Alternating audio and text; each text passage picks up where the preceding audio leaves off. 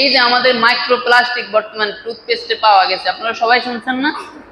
Toothpaste আর কি বাকি থাকবে বাংলাদেশে যে যেটার ভিতরে দুর্নীতি নাই, যেটার ভিতরে কেমিক্যাল নাই? টুথপেস্টের ভিতরেও কেমিক্যাল। টুথপেস্ট আমি বলি না যে ব্রাশ করবেন না, টুথপেস্ট ইউজ করবেন না, করেন। 32টার মধ্যে 4টাতে পাওয়া যায় নাই, বাকি 28টার মধ্যেই পাওয়া গেছে মাইক্রোপ্লাস্টিক। বাকি যে 4টার মধ্যে পাওয়া যায়নি, দেশিগুলো, আমাদের দেশি যে টুথপেস্ট প্রায় 3টা না 4টা, 3টা মেবি, এগুলোর ভিতরে মাইক্রোপ্লাস্টিক পাওয়া যায় না, ওগুলো থেকে আপনি ইউজ করতে পারেন। আমি বলি না যে ব্রাশ করবেন না, করবেন, তবে অন্তত 5 ওয়াক্ত নামাজে 5 বার না পারেন 1 ওয়াক্ত নামাজও হইলেও মেসওয়াক করার চেষ্টা করবেন। বর্তমানে ডাক্তাররা দেখবেন, যারা ডেন্টিস্ট মানে দাঁতের ডাক্তার, তারা দেখবেন রোগীদেরকে, পেশেন্ট যারা, তাদেরকে পরামর্শ দেয় যে মেসওয়াক করার জন্য। কারণ বিজ্ঞানীরা গবেষণা করছে যে মেসওয়াক করলে দাঁতের মাড়ি যত মজবুত থাকে, ব্রাশ দিয়ে এরকম মজবুত থাকে না। ব্রাশের আমাদের যেই পাশ দিয়ে আমরা ব্রাশ করি, ব্রাশ কিন্তু অনেক রকমের থাকে, কিছু থাকে সফট একেবারে নরম, কিছু থাকে শক্ত। তো সফটটা দিয়ে করলেও এই মাড়ির মধ্যে কিন্তু আঘাত লাগে, এটা আস্তে আস্তে ক্ষয় হতে থাকে। আমার বড় ভাইও ডেন্টিস্ট। তো আমি ডেন্টাল লাইনে পড়াশোনা না করলেও ওই ভাইয়ের কাছ থেকে কিছু কিছু আর কি জানি, সেই হিসেবে আপনাদের সাথে শেয়ার করা। এই টুথপেস্ট আর যে ব্রাশ দিয়ে আমরা সাধারণত ব্রাশ করে থাকি ম্যাক্সিমাম মানুষ।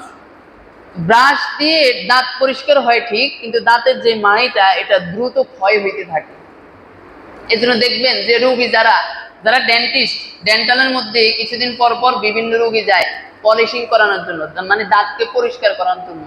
আর ম্যাক্সিমাম রোগী এমন থাকে যে দাঁতের মাড়ি দিয়ে পুঁজ বের হয়। এর নানান কারণ আছে। একটা হলো অনেকে ব্রাশ করে না, আবার অনেকে আছে ব্রাশ এত দ্রুত করে যে দাঁতের মাড়ি একেবারে ক্ষয় করে ফেলে। এই জিনিসটা ব্রাশের কারণে হয়, কিন্তু এটা মেসওয়াক দিয়ে করলে আপনার এই সমস্যাটা হওয়ার কথা না, হবে না ইনশাআল্লাহ। এটা আমি বলতে পারি যে হবে না। আপনি যারা ইউজ করেন না মেসওয়াক, আজকে থেকে ইউজ করে দেখবেন, আত্মার প্রশান্তিও পাবেন, একসাথে আপনার দুইটা কাজ হবে, রবের সন্তুষ্টিও হবে, এমনকি আপনার দুনিয়াবি যেই হাজত, যেই প্রয়োজন, এটাও পূরণ হয়ে যাবে। মানে দাঁতটা পরিষ্কার থাকবে, মুখ থেকে দুর্গন্ধ বের হবে না, আরেক দিক দিয়ে আল্লাহ তাআলার রিজা মঞ্জিল এটাও হাসিল হয়ে যাবে। মেসওয়াক করলে এটার ফজিলত কি? আল্লাহ রাসূল সাল্লাল্লাহু আলাইহি সাল্লাম বলেন, আসওয়াকু মাতহারুল লিল ফামি ওয়া মারদাতুন লির-রব। রাসূলুল্লাহ বলতেছেন যে মেসওয়াক এটা হচ্ছে মুখের পবিত্রতা, ওয়া মারদাতুন লির-রব, আর আল্লাহর সন্তুষ্টি। তার মানে কি, মেসওয়াক করলে একসাথে দুইটা জিনিস হয়। একটা হচ্ছে মুখের পবিত্রতাও হাসিল হবে, দাঁত পরিষ্কার থাকবে, এবং আমাদের যে দাঁতের মাড়ি এটা মজবুত থাকবে, এমনকি আল্লাহর সন্তুষ্টি, ভালোবাসাও পাওয়া যাবে। তাহলে একের ভিতরে আপনি দুই পেয়ে যাচ্ছেন, কিন্তু ব্রাশ করার মাধ্যমে একের ভিতরে দুই পাওয়া যাচ্ছে না।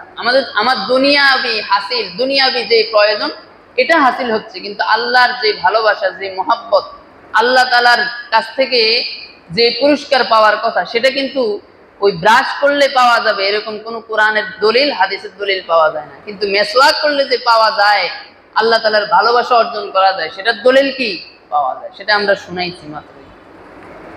তাহলে আমরা সবাই চেষ্টা করবো তো মেসওয়াক করার জন্য, ইনশাআল্লাহ। আল্লাহ তাআলা আমাদেরকে কবুল করুন।